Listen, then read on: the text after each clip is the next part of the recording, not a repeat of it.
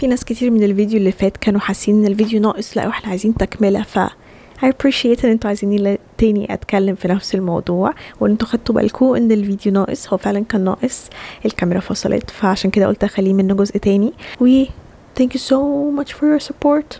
thank you so much for your support. وشكرا مريم، انا مش عارفه اسمك الثنائي ولكن مريم من اليمن. thank you so much.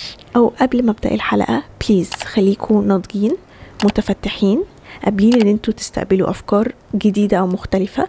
ولو مش حابين الموضوع او مش قادرين تستقبلوه، اقفل الفيديو عادي خلاص. تاني حاجه قبل ما نبدا، لازم تكوني معتزه بنفسك كفتاه عربيه مسلمه. لازم يبقى، ولازم تبقي عارفه ان الحاجات دي ليها شروط عشان تتحقق. ما ينفعش تبقي مسلمه وتعملي حاجات ما تخصش الاسلام، ما ينفعش تبقي عربيه وليكي ثقافه معينه تعملي حاجات ما تخصكيش كثقافتك، او تبقى المعارض ليها تماما اللي ما ينفعش يتقبل. يعني في دلوقتي مع الدنيا كلها بقت شبه بعض، والانسان المعاصر ومش عارفه ايه، في حاجات غصب عننا بتخش، لاننا كلنا في الاول وفي الاخر عايشين في عالم واحد. ولكن ما ينفعش تبقي 100% او تعملي حاجات تبقى صعبه قوي، يعني اللي هو لا دي مش تصرفات حد عربي. خلاص حلوة قوي، لان احنا دلوقتي بقينا مش مبسوطين، فعشان ننبسط بنعمل ايه؟ سوري، مش بنعمل ايه، احنا ما بنعملش حاجة. هم بيعملوا ايه عشان عارفين ان احنا هنستجيب. اوكي يلا بينا نبدأ. طبعا اخدتوا بالكم قد ايه بيبقى فيه بنات بعد ما بيتشهروا بيقلعوا الحجاب؟ اخدتوا بالكم قد ايه في بنات حتى لو هم مش بينزلوا على السوشيال ميديا ولا هم عندهم محتوى على الانترنت، ولكن حابين ان هم يظهروا بطريقة أوروبية، حتى لو هي محجبة مثلا، ايه الحجاب ما يكونش كامل علشان في موضة طلعت ان الشعر يبقى فيه ضفاير، علشان في تشوكر هنا فلازم تبان من عند الرقبة، فهعمل ايه؟ هبين الرقبة بتاعتي. فانا هفضل اعمل حاجات بس هوازن ما بين الاتنين. انا لابسه الحجاب وعربيه، بس في نفس الوقت ايه، مبينه شعري عشان ابان على الموضه الاوروبيه، او اكون ان انا انسانه مواكبه للعصر. لو انتي مش مبسوطه هتفتحي سوشيال ميديا عشان يجيلك دوبامين. انتي دلوقتي مش مسموح لك انك تخرجي كتير مع صحابك، فهتفتحي السوشيال ميديا تطلعي على العالم اللي بره، فهيخشلك في تفكيرك غصب عنك، لان ده الحاجه اللي انتي بتعرضي ليها دماغك قوي، ان انا كبنت عشان ابقى مبسوطه لازم اخرج في الاماكن الفلانيه، اكل الاكل الفلاني، اشرب الاكل الفلاني، البس الطريقه الفلانيه، اتصور بالطريقه الفلانيه، وهكذا. اوكي طيب انتي الطريقه الفلانيه دي ماشيه بطريقه معينه، يعني الترندات والحاجات دي كلها، يعني الترندات اللي بتغزو العالم تبقى ترندات جايه من بره. فلما مثلا هو الماتشا والكافيه والبيلاتيس والحاجات اللي انا قلتها في الفيديو اللي قبليه، هل احنا عندنا رياضه كعرب اسمها بيلاتيس؟ لا، بره. فبالتالي اللبس الرياضي هيبقى ايه؟ برضو على النظام الأوروبي اللي هو ما بيكونش محتشم أو مش بيناسب مثلا المرأة العربية نظرا لاختلاف الثقافة أو ثقافتهم تختلف عننا. فأنتي لما تشوفي بنت بتلبس اللبس اللي بالشكل الفلاني، بتشرب المشروبات الفلانية، بتخرج الأماكن الفلانية، أوكي طبعا الأماكن الفلانية مثلا زي الكافيه هي مش حرام أكيد، ولكن بتبقي عايزة تخرجيها على طول وتصرفي فلوس، وده طبعا ممكن ما يكونش ده بيحقق لك الانبساط، ولكن فانتي تغرس في دماغك خلاص انتي علشان تبقي مبسوطة لازم تعملي ده. فهم خلقوا في دماغك ان انتي لازم توصلي لده عشان تبقي مبسوطة. ليه؟ عشان انتي مش مبسوطة، والمشكلة ان انتي مش عارفة سعادتك فين، ومش بتدي نفسك فرصة ولا هم بيدوكي فرصة. يعني الدور والباقي فعلا على اللي هو لا بيعرف يفصل نفسه، فهم مش مدينك فرصة ان انتي تفكري انا ايه اللي بيبسطني. انتي عمالة تقلبي وتقلدي، تقلبي وتقلدي، تقلبي وتقلدي. تعرفي نفسك كويس قوي بجد بجد. يعني انا لو قلتلك اقعدي ذاكري نفسك انا مش ببالغ. لو قلتلك اكتبي كل فترة في حياتك بجد انا مش هبالغ. انا ندمت ان انا ما كتبتش زمان وانا صغيرة فترات حياتي، مع ان الفكرة دي سبحان الله كانت بتجيلي كأنها اشارة، بس يا ريتني كنت كتبت، لان انا دلوقتي مش فاكرة اي حاجة عن زمان خالص خالص. يعني لما اقابل واحده صاحبتي من فتره، او مش صاحبتي كنا زمايل، تقولي انت اتغيرتي قوي، انت ايه الجلو اب اللي انت عملتيه ده؟ وانا بالنسبه لي جلو اب ازاي؟ انا طول عمري كنت كده. فممكن انا كنت كده كفكره في دماغي وانا عماله اوصل لها وانا مش واخده بالي، عشان this is what I meant to be، يعني ده اللي انا المفروض اعمله في حياتي. وعشان كده كنت حاسه ده وانا صغيره، لكن ما حققتوش الا وانا كبرت، فبالتالي هم شايفين ان في فرق، انا مش شايفه ان في فرق. اوكي. فحاجه تانية مهمه ان انت تفولو يور انتويشن او تتبعي حدثك. اكيد بيتقالك، اكيد بيتقالك وانتي مش منتبهه لده، بالعكس دي تبع حاجات او خصائص تبع الفيمينين انرجي، انه انتي تقدري، بصيت على العدسه دلوقتي مش على الشاشه، تقدري تعرفي احساسك بيمليكي بايه. يعني دي حاجه بتبقى كده زياده، فيتشر زياده عند عند النساء تحديدا، او بقوه عند النساء وموجوده عند كل البني ادمين، ان الواحد يتبع في حدثه بيقول له ايه. بجد انتي لازم تعودي نفسك انك تعرفي تتبعي حدثك، لانه بيكون صح، ولازم لازم تنميه، لازم تشتغلي عليه، لازم تسمعي نفسك بتقولك ايه.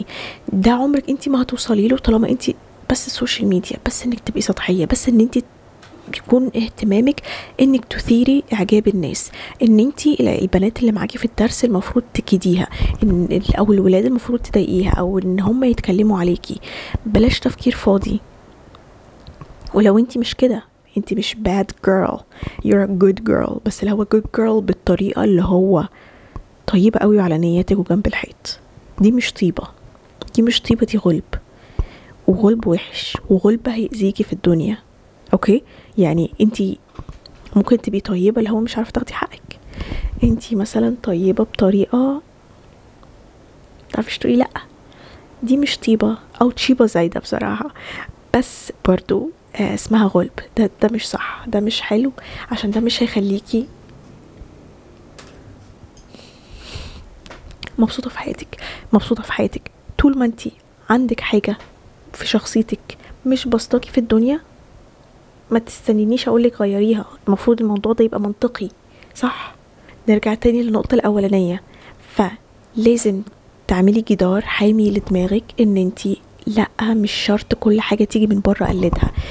مش عايزة اكره ان انا احب، مش عايزة اكره ان انا المفروض اعمل 1 2 3. انا عايزة احب اللي انا بعمله انا كعربية مسلمة، اوكي، بنت، خلاص. عشان ما تلاقيش نفسك كل شوية بتحببي لنفسك الحرام او الغلط او اي حاجة تصب في ميزان سيئاتك. ده مهم جدا، ما تقلديش وخلاص. خلاص، لازم لازم لازم لازم تعرفي ايه اللي بيبسطك. مش معقول بقى عندك كم حاجة و20 سنة ولا 16 سنة. anyways المهم يعني انتي دماغك بتفكري بيها وبتروحي المدرسة، ممكن تكوني بتشتغلي كمان مع الدراسة، فاللي هو لا، ناضجة وكبيرة، صح؟ ما ينفعش كل ده وانتي مش عايزة تقعدي مع نفسك تعرفي ايه فعلا الحاجات اللي تبسطك. عايشة كده وخلاص، واللي يجيب ربنا كويس، كل اللي يجيب ربنا كويس كده كده. ولكن انتي قاعدة ما بتعمليش حاجة، طب ما تعملي. في حد ما يذاكرش ويقول كل اللي يجيبه ربنا كويس؟ لا طبعا، لا طبعا. ده مش لمجرد ان انتي مسلمة ربنا لا، ربنا العدل. انتي متخيلة العدل وصل لغاية ايه؟ مش معنى ان انتي مسلمة بس ما بتشتغليش على نفسك فانا اديكي حقك، لا، لو كافر وبيشتغل وبيعمل على نفسه ربنا يديه فعلا. فلا، انتي ده هو فعلا العدل. لكن اللي انتي فاكراه ده اللي هو طالما انا مسلمة او طالما انا بحب صاحبتي بس هأذيها، بس هي مش تعمل حاجة عشان صاحبتي، لا، ده مش صح ولا ده عدل. ده كده انتي فاكراه نظام ماشي حبي مثلا. معلش، ما هو انا صاحبتك بقى، ما خليني اهزر معاكي هزار تقيل ومشيها حب، يعني كده كده احنا صحاب، فاهمة؟ لا، ده مش صح. حاجة تانية مهمة قوي عايزة الضمها بالنقطة اللي انا قلتها من شوية، ان انا الناس كانت شايفاني زمان حاجة ودلوقتي شايفاني حاجة تانية، وانا مش شايفة الفرق ده. علشان ايه؟ انا قلت ايه؟ انا من وانا صغيرة شايفة نفسي في الحتة دي وابعد كمان، بس هم شايفين الفرق، انا مش شايفاه، لان انا عارفة انا عايزة ايه، وشايفة نفسي ان انا بوصل الموضوع ده من وانا صغيرة. هم شايفين ان في فرق. ده معناه ان انتي الحاجة اللي بتفكري فيها ممكن نفسك فيها من وانتي صغيرة، ده اللي انتي مفروض توصلي له، ده المفروض اللي انت هتنجحي فيه. وهو ده الانتويشن اللي بقولك عليه، اللي هو بيقولك انت ايه الصح اللي المفروض تعمليه. انتوا متخيلين؟ يعني انا بالنسبه لي الموضوع ده سحر. يعني ايه تبقى جوايا حاجه عارفه انا المفروض هوصل لايه وتيجي تقولها لي، لا، الموضوع بجد يضايق. ايه ده؟ يعني انت عايزه اكتر من كده ان الموضوع يجيلك على طبق من فضه ولا من ذهب؟ يعني حاجه احساسك على طول كان يقولك انت بتهمليه، ولا انت ما بتديش نفسك فرصه انك تسمعي نفسك؟ في ناس بتهمله لدرجه ان هي ما عندهاش، خلاص هو سكت مات. في ناس، وانا الحمد لله كنت منهم، ما ارتاحش الا لما المفروض تعملي كذا، المفروض تعملي كذا، ما عملتيهاش ليه؟ فلازم تبقي من الناس دي. لازم، لو انتي، انا مش هضربك على ايدك ولا هقولك تعمليها ازاي، مش تعمليها ازاي، هو كل واحد بيشوف نفسه عايز ايه بيعملها، فاش تقولي لي اعملها ازاي. بس مش اي حد هيعمل كده الا اللي شايف نفسه لا هيبقى حاجه في الدنيا. اللي شايف نفسه انا هعمل 1 2 3 بس. لكن اللي شايف نفسه عادي في الدنيا مش هيشتغل على نفسه عادي، يعني هيسكيب الفيديو ده اصلا، مش هيكمله، مش هيسمع الانتويشن بتاعه، يلا فيديو خلصه وخلاص. لكن فعلا الناس اللي هيسمع معاها الفيديو هي فعلا الناس اللي هي عارفة هي عايزة توصل لإيه وعايزة توصل له مهما كلفها الأمر. يعني هي مش مستنية حاجة من حد، يعني مجرد انها فتحت الفيديو علشان بوش قدام كم معلومة ممكن تستفاد منها، لكن هي عارفة ان في حاجة المفروض هتوصل لها وهي عايزة توصل لها، لان هي شايفة نفسها مميزة وناجحة ومختلفة عن اللي حواليها. لو انتي كده ما تستنيش حد يمسكك من ايدك ويقولك، عشان محدش هيمسكك من ايدك ويقولك، علشان محدش هيحب ان انتي تعلي عليه.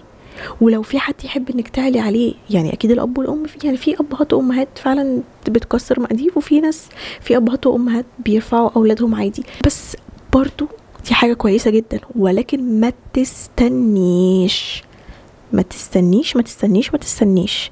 هل انتي شايفة بالعقل كده ايه مين بالنسبة لك الشخص الناجح؟ ايلون ماسك، احمد ابو هشيمة، اي رجل اعمال، سيدة اعمال؟ هل دي مثلا كانت مستنيه واحده صاحبتها؟ انت متخيله السيناريو؟ شوفيه منطقي ولا لا؟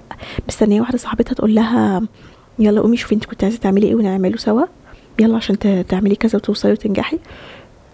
لو قلت لي ماشي عندك حق، ولكنها استثناءات صغيره، مش قصص نجاح بتبقى معروفة. بس بالله عليكي بالله عليكي، هل عمرك شفتي فيديوهات على اليوتيوب اللي هي بتاعت التحفيز دي، او التيك توك او الانستجرام ايا كانت، يطلع حد ويقولك عارفة انت الفيديوهات الموتيفيشنال دي او التحفيزية، بتبقى الناس بتسعق وتتكلم بحرقة لانها فعلا ما بمرتش بالساهل، او ما وصلتش اللي هي فيه ده بالساهل. الموضوع فعلا بيبقى شديد وقوي، بتمري بصعاب، بس بتبقي بني ادم الناس كلها تقف ألف لما تشوفه، فهو يستاهل التعب ده كله. نرجع تاني للموضوع، هل شفتي بني ادم خلاص بقى اسمه معروف في العالم وراجل وانسان ناجح ومحترم وقوي وليه بصمة في الدنيا ومش عارفه ايه، يطلع يقولك انا بسبب صاحبي، مش قادره اكمل الجمله من النكته، انا بسبب صاحبي انا نجحت، انا بسبب صاحبي انا وصلت للي انا فيه دلوقتي، انا بسبب الناس اللي حواليا اللي شجعوني. وات؟ اكيد لا طبعا. عمرك ما هتشوفي فيديو، ممكن تلاقي فيديو، لو لقيتي فيديو كده بيبعتيهولي، بس لقيتي فيديو قبل كده؟ طيب على ما تلاقي، هل لقيتي قبل كده فيديو؟ لا. ولو لقيتي ماشي، زي ما قلت هي استثناءات صغيرة، لكن انا عمري بصراحة ما شفت. ولو هي استثناءات بسيطة، هتقولي لي منى طب هي موجودة، حتى لو هي استثناءات بسيطة خلاص، عايزة تعتمدي على الاستثناءات البسيطة دي ان اللي الناس اللي حواليكي تساعدك وتقومك وتفكرك هي واصحابك، والله العظيم انا ما عندي مانع، دي حاجة كويسة، اعملي كده واعتمدي على ده، انت حرة. هو كده كده انا بقولك الاوبشن ده والاوبشن ده والاوبشن اللي انا بفضله. انا مش مذيعة تلفزيون عشان اكون موضوعية، بس انا هقولك الطريق ده والطريق ده، وبجد انت حرة. يعني كده كده انا مش هخسر حاجة ولا هكسب حاجة. ممكن اكسب لو حد عمل بنصيحتي ودعالي في يوم من الايام، دي حاجة لما تكون مكسبي، ولكن انا مش هقعد احط ايدي على خدي واستنى نصيحتي عملت مع مين ولا ما عملتش مع مين. انا بحط الفيديو وببقى حابة ان انا افكر ناس او اشجع ناس يكونوا فعلا مميزين. بس ساعات النفس الأمارة بالسوء والشيطان والبيئة اللي حواليهم بتأثر، فأنا بحس ان انا ده هدف من اهدافي، ان انتي لو فعلا مميزة لا قومي الحاجة التحفة اللي جواكي دي، انا مش عارفة اسميها ايه، ولكنها هتخلي ناس كتيرة قوي حواليكي تحترمك، هتخليكي تبقي شخصية عالمية، هتخليكي ناجحة والناس كلها عايزة تتعامل معاكي. ازاي تكرهي حاجة زي كده او ما تشتغليش على نفسك انك توصلي لحاجة زي كده؟ هتخليكي النجاح حلو قوي يا جماعة، بجد النجاح حلو قوي. لما تنجحي ان شاء الله بقى نبقى ندور على الحب، عشان عارفة ان الجملة بتتقال اللي هو الحب حلو قوي، انا بحب الحب. انا فاكرة انترفيو لياسمين صبري وهي بتقول كده لإسعاد يونس قلت لها الحب حلو، والله الحب حلو قوي يا استاذة إسعاد. قلت لها اه ما انا عارفة، ما هو باين. فالمهم لكل الفتيات والفتيان طبعا، بس انا عشان بنت I relate more to girls، اللي هو عشان انا بنت فبقدر اتواصل اكتر مع البنات. لو انتي حاسه انك مميزه هتعمليها، لو انتي حاسه انك مميزه يبقى انتي مميزه. الاحساس ده ما جاش في بالك عبس. في من الفيديوهات بتاعت التيك توك شفتها اللي هي واحد يبقى قاعد في الشارع لا بيه ولا عليه، وبعد كده حد يروح مديله ورقه. كانت بنت محجبه في اوروبا ادت لراجل ورقه اوروبي برضو مكتوب عليها we didn't create you without purpose. كانت سورة في القرآن بس مش فاكرة آية كام، هي ما كتبتش السورة. فترجمت الآية ان احنا ما خلقناكش من غير هدف. يعني ده معناه ان ربنا بيقول كل بني ادم لينا فيه هدف. حتى البني ادم اللي انت شايفاه مثلا بلطجي في الشارع، اصلا ربنا خلقه الهدف، بس هو ما اختارش او ما وعاش على نفسه ولا سمع الانتويشن بتاعه ان ايه اللي خلق اللي انا اتخلقت له يا ربي. هو ده الفرق ما بين البني ادم اللي بيشغل عقله والبني ادم اللي بيسيب نفسه كده. اي بني ادم مميز هو اللي هيقدر يريليت للكلام اللي انا قلته. وبجد انا احب حاجه زي كده قوي، ان انا اكون في حاجه تانية نسيت اقولها. if you can dream it you can do it. دي برضو تيك توك انا عاملاه ومثبتاه، عامله له بن في ده برضو فيديو تيك توك انا عاملاه ومثبتاه في الثلاثه اللي فوق، اللي هو كنت بتكلم فيه كده وتقريبا في نفس المكان. لا على المكتب ورا المكتب ده. Since I never got asked about that question that says what's the most important quote that you've ever got, I'm gonna answer that question. If you can dream it you can do it. انا حفظت الفيديو من كتر اتفرجت عليه، عجبني، تسلم ايدي. الجملة دي بتركز اكتر تاني على نفس النقطة اللي انا بتكلم فيها. لما بتفكري في حاجة يبقى انتي قادرة تعمليها، لما بتيجي في بالك حاجة يبقى انتي المفروض تعمليها، لما بتحس انك حابة حاجة يبقى ده المفروض اللي انتي تشتغلي على نفسك انك تبقي شطورة فيه، بتعرفي فيه، متميزة فيه، مجال عملك اللي انتي معروفة ايدك بتعرف تعمل ده قوي. يعني زي كده مين يا ربي ناسي اسمها، مهندسة معمارية عراقية معروفة توفت من قريب، معروفة في الهندسة. مونيه معروف في الرسم، فان جوخ ليه تاتش مميز في الرسم، فريمير نفس الكلام. عارفة اللي هو يبان لما حد يعمل حاجة او عمل فني او ايا كان العمل فيقولك ده مقلد الفلاني، مقلد الشخص الفلاني. ليه؟ لان الفلاني ده الاستثنائي المميز ده عمل بصمة، عارف هو شاطر في ايه وعمل كده، ما سابش نفسه كده. فاهمين ازاي؟ دي حاجة كويسة قوي. ولو تاخدوا بالكم احنا بطلنا كعرب نعمل كده. انا مش عايزة اجمع، بس اللي انا بشوفه ان العرب بيقلدوا من بره، ده اللي انا بشوفه. لو حد شايف حاجة تانية مختلفة ياريت. بالعكس ده انا لما بشوف حد عربي بيعمل حاجة مميزة من نفسه ما بيتشهرش قوي بقدر اللي بره، يا اما او الدول ما بتشجعوش فاسمه ما بيبانش، ودول بيبقوا قليلين. ولكن المعروف ان مين اللي بيتميز بيبقى شاطر، والدول بتشجعه، والبيئة والتربية والتعليم والحاجات دي كلها فين؟ في اوروبا. يعني ابسط حاجه اللي انا سمعتها، انا ماليش في السينما او انا كنت اعلام ولكن ماليش في السينما قوي، لكن كنت اسمع دايما لما كنت بحضر محاضرات سينما بيتر ميمي بيقلد مشاهد من مخرجين اوروبا هنا في الاخراج. المغنيين الراب اللي هنا انا ما كنتش عارف بجد ان هم بيقلدوا ترافيس سكوت والناس وليل ويز ولا ليل مين ولا وين والناس دي. بعد كده اكتشفت ده بيقلدوا ايه. يعني حتى الراب اللي هو المفروض يبقى خبرة البني ادمين من عيشته في بلده حتى بيقلدوا ده من بره. يعني اكشلي هي ملهاش علاقة بالكلام، هو بيقلدوا اللحن.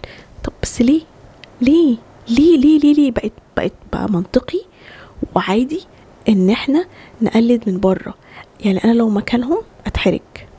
عارفه لو قلدت او اخدت حته كانسبيريشن، او خدت الانسبيريشن ده ورحت بنيت عليه كذا حاجه، حلو. لكن يبقى معروف عندي ان انا بقلد ومن بره، طب انت معلش ليه يعني؟ طب ما اجيبه هو بقى. طب في حاجه اسمها حقوق ملكيه، او ليه ما انت عندك ده تقدر تعمل منه تبني عليه حاجات. ليه الموضوع ده بالنسبه للناس عادي؟ يعني زمان كنت اعرف ان اللي بيقلد ده بيقلد، ده مش كرييتيف، هنشغله ليه؟ لكن دلوقتي لا، بالعكس، اللي بيقلد ده بيبقى حاجه واو، عارف يعمل الاجانب بيعملوا ايه. طب ما طبيعي اي حد هيعرف يقلد اللي بره. ايه المشكله يعني؟ يشتغل بس على نفسه شويه، لو الموضوع صعب قوي يشتغل على نفسه، بس هو كده اوريدي عنده الماكيت هيشتغل عليه، عارف الستبس هيشتغل عامل بطريقه عامله ازاي. فين الصعب في الموضوع؟ يعني الموضوع بجد بقى انجاز انك تعرف تقلد اللي بره من كتر ما انت مش عارف تشتغل اصلا. طب قلد، حتى قلدت، برافو عليك، انت هايل. فانا ما بحبش فكره التقليد. انت تاخد كانسبيريشن ماشي. نرجع تاني نفس النقطه هنا، عشان بقولك ان انت تقدري تكوني طب في المجال بتاعك، ما تقلديش، وكوني فخورة انك ما تقلديش في زمن او في مجالات it's normal خلاص ان انت تقلدي من بره. انت كده بقيتي واو، اصل هم بيعملوا كده شغل جامد، فانت لما تقلديهم انت كده بقيتي جامدة. لا، ابني انت، خلي عندك القوة والشجاعة والايمان ان انت هتبهريهم، حتى لو انت مش زيهم او بتمشي عكس التيار. انت اللي هتبني بصمة غيرك هيقلدها.